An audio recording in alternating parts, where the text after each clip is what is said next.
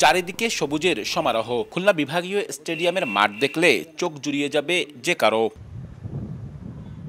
তবে স্টেডিয়ামের অবকাঠামো বলবে ভিন্ন গল্প। ভাঙাচোরা গ্যালারি, নষ্ট ফ্লাডলাইট, জায়ান্ট স্ক্রিন, ইলেকট্রনিক স্কোরবোর্ডের বেহাল অবস্থা, নেই সাইড স্ক্রিন, ড্রেসিং রুমের অবস্থাও ভালো না। খুলনা বিভাগীয় স্টেডিয়ামের এমন অবস্থা প্রায় 10 বছর। 2016-তে কালবৈশাখী ঝড়ে স্টেডিয়ামের ড্রেসিং রুম ও প্রেসিডেন্ট বক্সের গ্লাস ভেঙে যায়, ভেঙে পড়ে সাইড স্ক্রিন। এরপর সংস্কারের অভাবে দিন দিন ক্ষতির পরিমাণ বাড়তেই থাকে। এতদিনেও স্টেডিয়াম সংস্কারে কোনো উদ্যোগ নেওয়া হয়নি, ফলে জরাজীর্ণ স্টেডিয়াম ক্ষতিগ্রস্ত হয়েছে আরও। এ অবস্থায় আন্তর্জাতিক ম্যাচ তো দূরে থাক, জাতীয় ক্রিকেট লিগের ম্যাচ চালাতেও হয় অনেকটা জোড়াতালি দিয়ে। তাই সংস্কার করে দ্রুত স্টেডিয়ামটিতে আন্তর্জাতিক ম্যাচ ফেরানোর দাবি এ অঞ্চলের ক্রীড়াপ্রেমীদের। ডোমেস্টিক ক্রিকেটের যে এনসিএল যে খেলাগুলো সেগুলো কিন্তু হচ্ছে না।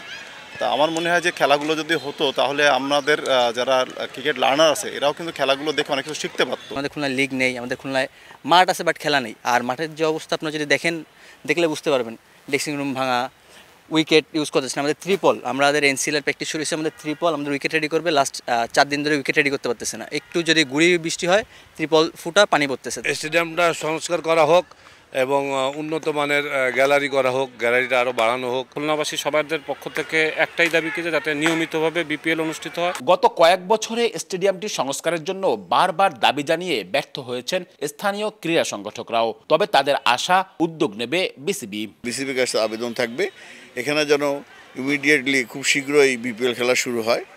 আর বিপিএল যদি খেলা শুরু না হয়, সংস্কার না হয় স্টেডিয়ামের, আমরা খুলনার আমজনতাকে সাথে নিয়ে আমরা যারা অর্গানাইজার আছি তারা বৃহত্তর আন্দোলন গড়ে তুলব। এদিকে জাতীয় ক্রীড়া পরিষদ বলছে 137 কোটি টাকা ব্যয়ে খুলনা বিভাগীয় স্টেডিয়ামটির দ্বিতল বিশিষ্ট গ্যালারি সহ পূর্ণাঙ্গভাবে সংস্কার করতে উদ্যোগ নেওয়া হয়েছে, যা এখন সম্ভাব্যতা যাচাই পর্যায়ে আছে। পূর্ণাঙ্গ সংস্কার সময় সাপেক্ষ বলেও জানান তিনি।